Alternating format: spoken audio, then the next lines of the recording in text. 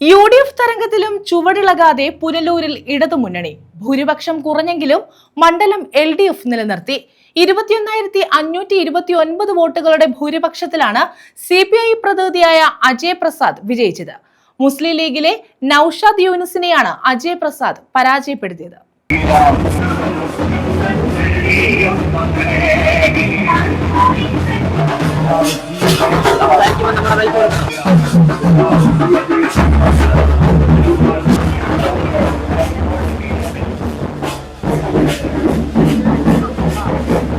CPI ജില്ലാ executive അംഗം, AITC സംസ്ഥാന വർക്കിംഗ് കമ്മിറ്റി അംഗം, oil palm India director board അംഗം, പുനലൂർ താലൂക്ക് സമാജം ഭരണസമിതി അംഗം എന്നീ നിലകളിലായിരുന്നു പ്രവർത്തനം. തോട്ടം തൊഴിലാളികൾ ധാരാളമായി വസിക്കുന്ന മണ്ഡലത്തിൽ അവരിൽ ഒരാളായി പ്രവർത്തിച്ച ട്രേഡ് യൂണിയൻ നേതാവായി. അച്ചൻകോവിൽ മുതൽ ഇടമുളയ്ക്കൽ വരെ വ്യാപിച്ചു കിടന്ന പുനലൂർ അസംബ്ലി മണ്ഡലത്തിലെ ഓരോ വ്യക്തിക്കും പരിചയപ്പെടുത്തൽ ആവശ്യമില്ലാത്ത ഒരാളായി മാറി. പാർട്ടി ഏൽപ്പിക്കുന്ന ഉത്തരവാദിത്തത്തെ കൃത്യതയോടെയും കണിശതയോടെയും വിജയത്തിലെത്തിക്കുന്ന സംഘാടക മികവ് അജയ് പ്രസാദിനെ പാർട്ടി പ്രവർത്തകർക്കിടയിലും ജനങ്ങൾക്കിടയിലും സുപരിചിതനാക്കി. സംഘടനാ പ്രവർത്തനത്തിന്റെ ഭാഗമായി UDF ഭരണകാലത്ത് പോലീസ് മർദ്ദനമേറ്റിരുന്നു. ആലഞ്ചേരി പ്രസാദ് ഭവനിൽ ചെല്ലപ്പൻ പിള്ളയുടെയും സരസ്വതിയമ്മയുടെയും 5 മക്കളിൽ മൂത്തയാളാണ്. ചെറുപ്പത്തിൽ തന്നെ കമ്മ്യൂണിസ്റ്റ് പ്രസ്ഥാനത്തിലും യുവജന വിദ്യാർത്ഥി സംഘടനകളിലും സജീവ സാന്നിധ്യമായിരുന്നു അജയ് പ്രസാദ്.